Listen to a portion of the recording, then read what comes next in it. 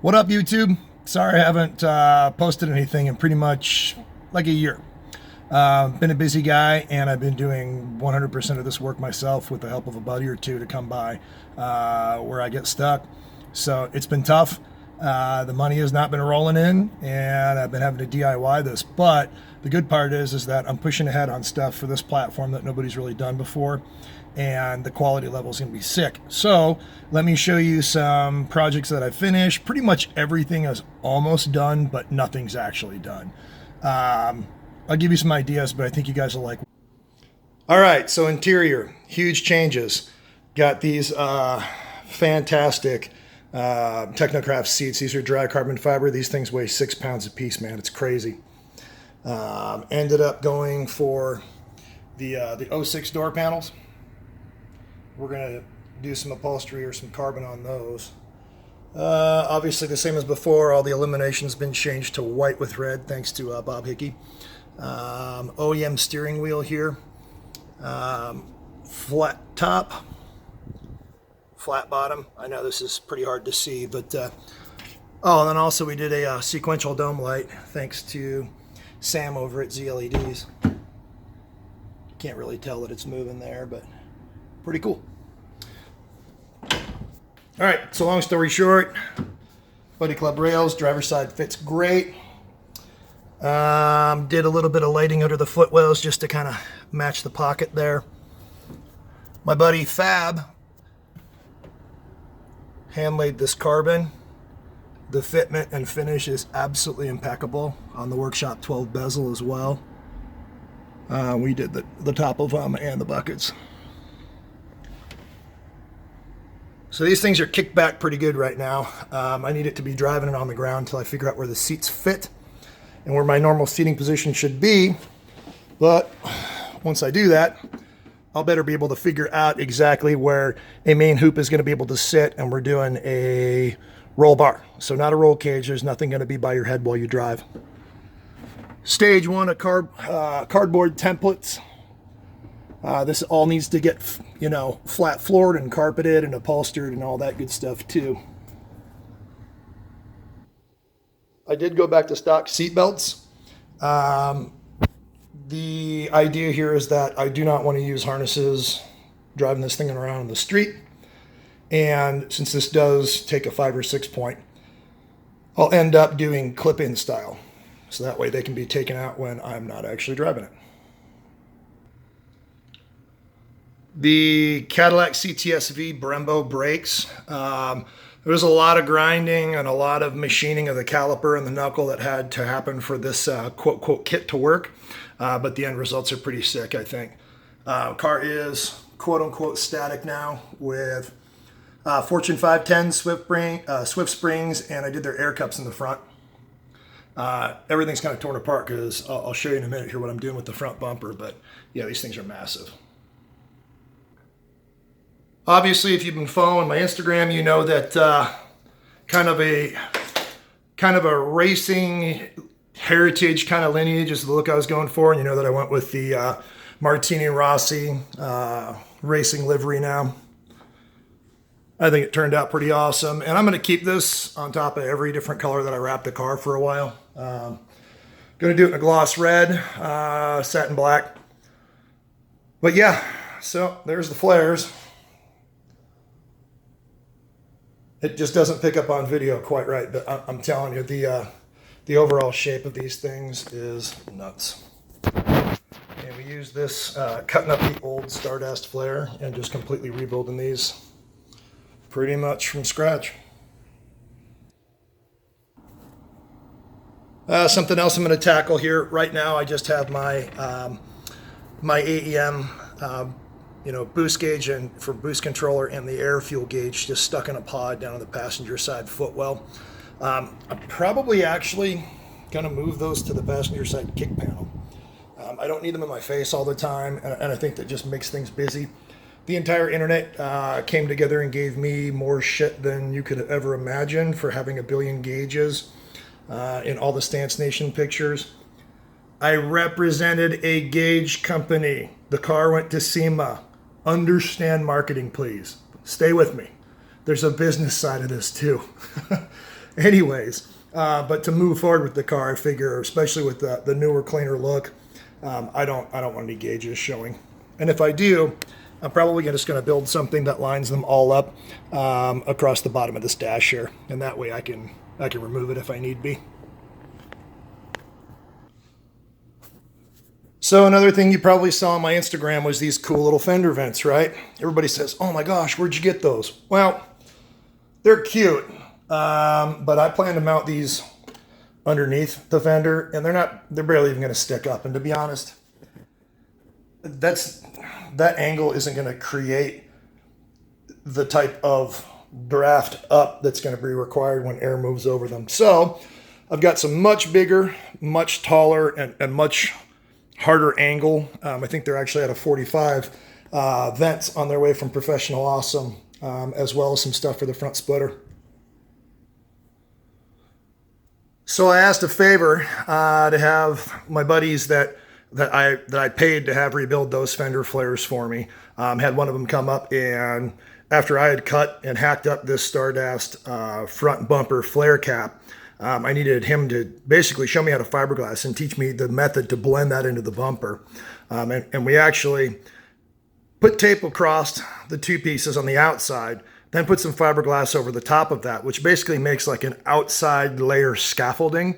Then you can turn the bumper around, and we can use a grinder and grind out to the line, grind the bumper, the black part behind this out, pretty much up to the line where this flare piece attached to it from the outside.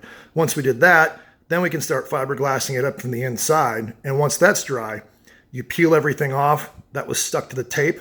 You peel the tape off, and you're left with just having to do body work. But that whole scaffolding that you made in the first place just gets removed, and you can just use, your normal fiberglass, your normal resin. I guess it's polyester resin, and 1.5 ounce CSM, which is, it's the chop strand mat. The OEM Nismo DRLs do fit in this bumper, so we've got those waiting for it. And you'll see there's a lot of holes. There's a lot of, and actually that part here, I cut that out because we're going to mesh that as well and duct that. So I get more flow up over the intercooler and directly into the top of the radiator. But the whole idea here is there is not going to be any air that creeps by anything. Everything is going to be ducted. I'll be making my own carbon fiber and fiberglass scoops that mount in this area that actually direct over into a piece of tubing, and actually even a NASCAR electric fan if I need it, that goes directly into my oil coolers and my power steering coolers. And they will be shrouded as well. So that's kind of cool. I will make sure to video all that stuff so you can kind of see, grassroots, how to do DIY aero and all sorts of,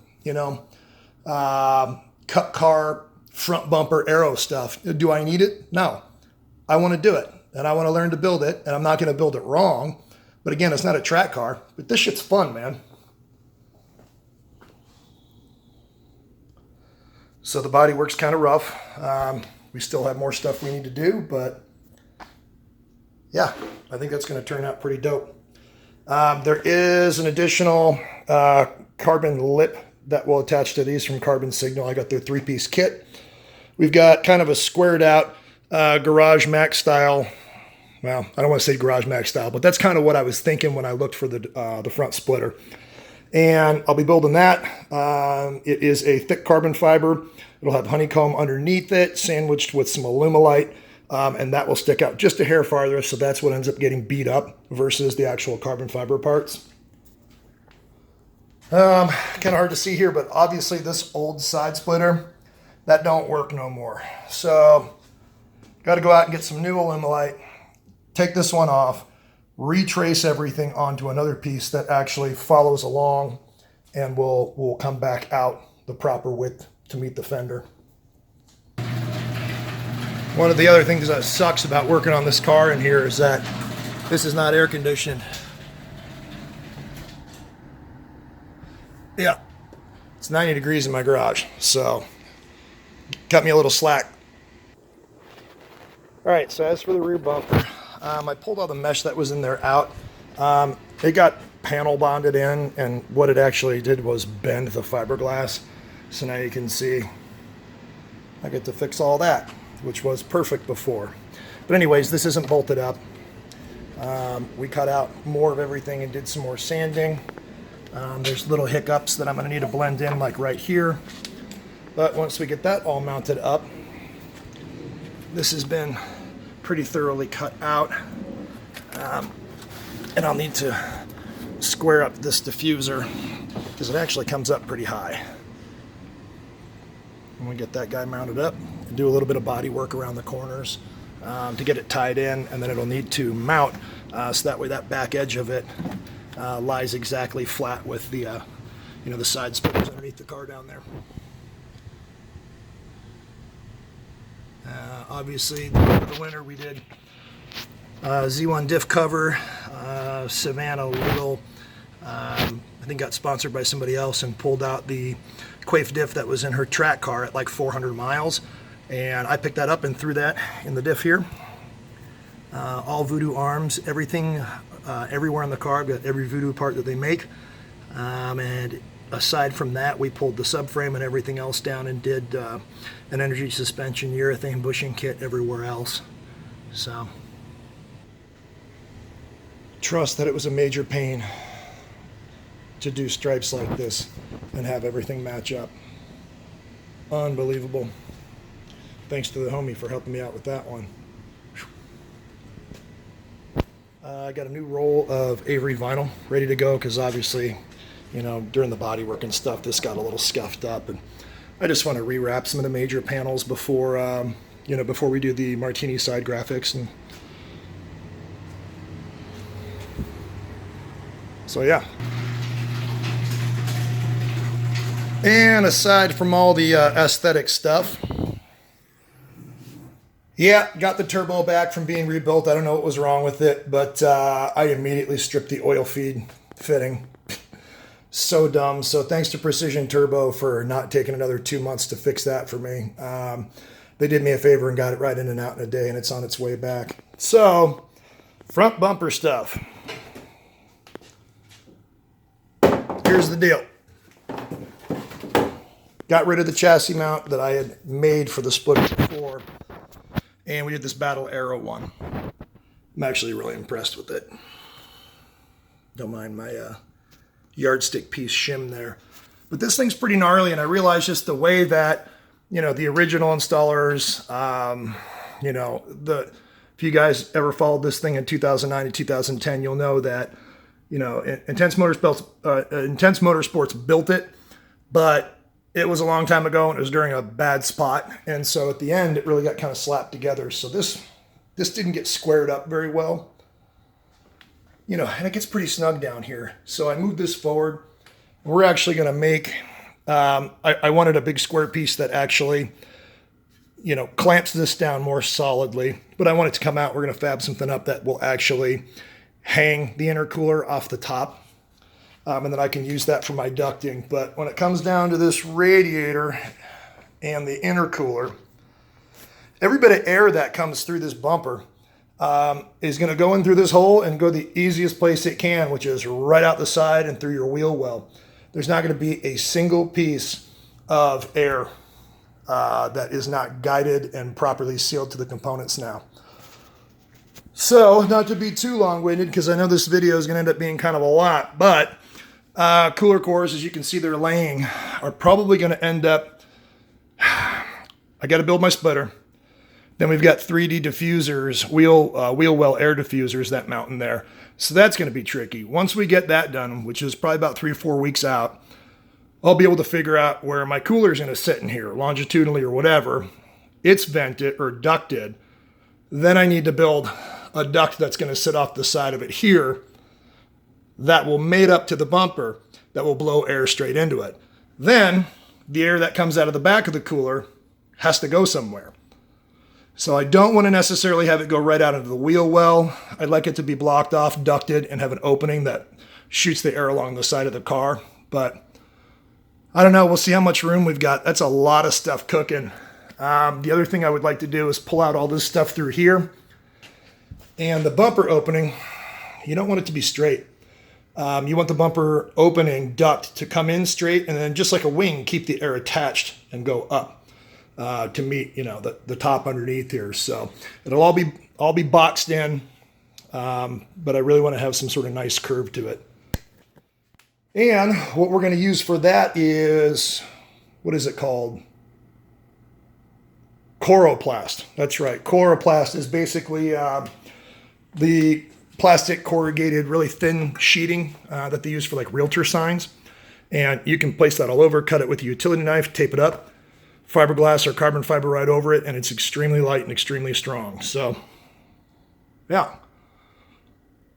That's where I am, guys. Sorry, non-scripted. Probably a lot of stumbling over words, but I just wanted to give you guys an update of what's up. And this thing's going to be absolutely incredible. Completely incredible. Front to back, inside and out. And I think you're really going to like it. So stay tuned.